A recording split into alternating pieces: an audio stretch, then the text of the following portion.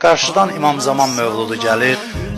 İmam Zaman əleyhissalamın mövludu bilirsiniz Şaban ayının 15-ci günüdür. Nimə Şaban gecəsidir.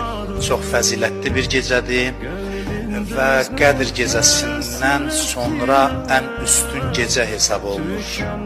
Şaban ayının 15-ci gecəsi, hətta Qədr gecəsində bağışlanmayanların Şabanın 15-ci gecəsi bağışlanacağı deyilir.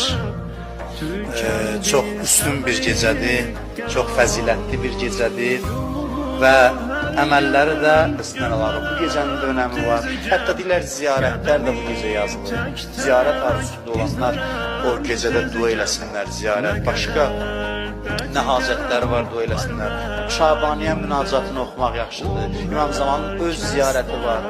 100 dəfə təsbihat hərbəyə deyə bilərsiniz. Subhanallah və elhamdülillah və la ilahe illallah və allahu ekber. Bunu 100 dəfə demək olar, istiğfar eləmək olar. Öz dilimizdən kimin gücü nəyə çatır? 2 rükətlə namaz dua eləsin. İşte və ən fəzilətli əməllərdən biri, bəlkə də birincisi bu gecə bir üstü açıq yerdə hündürlüyü olsa lap yaxşı olsa. Olmasa elə üstü açıq bir yerdə bir insan üzü qibləyə dayansın, sağa sola və göyə baxsın.